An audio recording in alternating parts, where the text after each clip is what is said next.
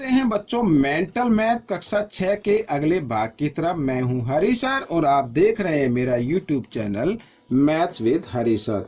तो बच्चों जो मैं आपको करा रहा हूं वो हैं आखिरी साल के यानी पिछले साल के जो आपकी क्विज हुई थी जोनल लेवल पर, उसके कुछ क्वेश्चन पेपर मैं आपको सोल्व करा रहा हूं ताकि आप सभी बच्चों को मालूम हो जाए कि किस तरीके से प्रश्न आप पूछे जाते हैं।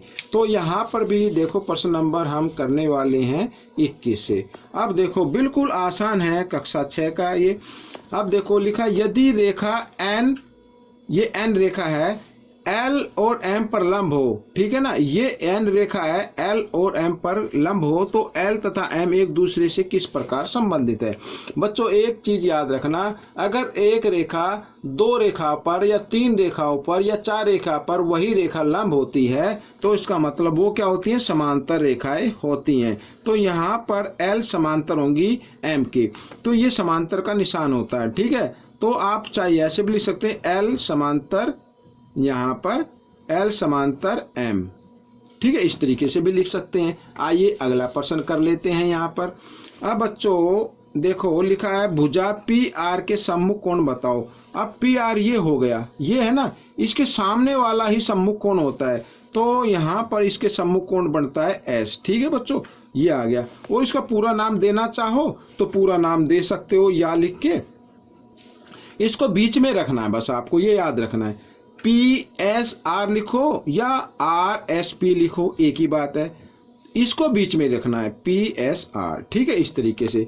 आइए अगला प्रश्न कर लेते हैं, प्रश्न नंबर 23 यहाँ पर, और इसमें लिखा है दिए गए त्रिभुज में अधिक कोण की नाम बताओ। अब अधिक कोण बच्चों कौन सा होगा, देखो जो सबसे बड़ी भुजा आपको नजर आ रही है ये वाली ए बी, जो बड़ी भुजा के सामने कोण होता है वो बड़ा कोण होता है और छोटी भुजा के जो सामने कोण होता है वो छोटा कोण होता है। तो यहाँ पर ए बी ये सबसे बड़ी भुजा है, इसके सम्मुख कोण ये आ रहा है यहाँ पर, तो इसका नाम हम लिख देंगे, इसका नाम लिख दो कोण सी, या फिर इसको आपको लिखना पूरा नाम लिखना है तो इसको बीच में रखना है ए सी बी लिख सकते हैं या ए सी बी, ठीक है, इस तरीके से ये प्रश्न भी आपका हल हो गया। अब यहाँ पर बच्चों देखो अगले प्रश्न पर लिखा है आकृति में सीडी की लंबाई क्या होगी। सीडी की लंबाई बतानी है बच्चों, यहाँ पर ये सीडी की लंबाई क्या होगी यदि ओडी 6 सेंटीमीटर तथा सी वृत्त का केंद्र है। अब बच्चों देखो यहाँ पर ओडी कितनी है, 6 सेंटीमीटर है, ठीक है। अब यहाँ पर ओडी बराबर होगी सी डी। अब ये दोनों बराबर क्यों होंगी बच्चों, क्योंकि ये वृत्त की त्रिज्या है, वृत्त की त्रिज्या,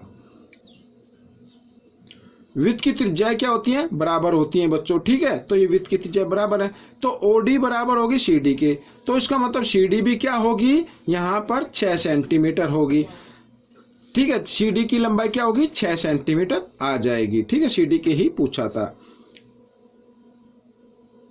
यहाँ पर एक मिनट, सी डी थोड़ा सा कंफ्यूजन हो गया, ओडी, ओडी और सी डी तथा सी वृत्त का केंद्र हो, तो सी नहीं बच्चों यहाँ पर ये डी है, ठीक है ना, डी, डी आएगा यहाँ पर, ये गलती से लिखा गया होगा।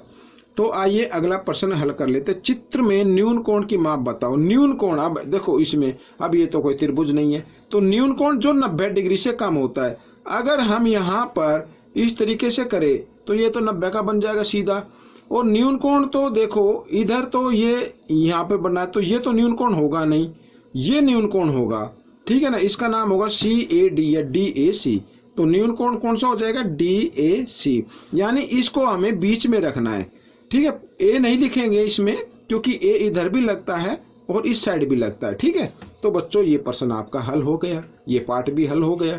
तो आपको ये पार्ट कैसा लगा मुझे जरूर बताएं और इसमें से सीखकर दूसरों को जरूर सिखाएं। मिलते अगले भाग में, तब तक आप इस वीडियो को देखते रहें, प्रैक्टिस करते रहें और मेरी वीडियो को देखने के लिए आप सभी बच्चों का बहुत बहुत धन्यवाद।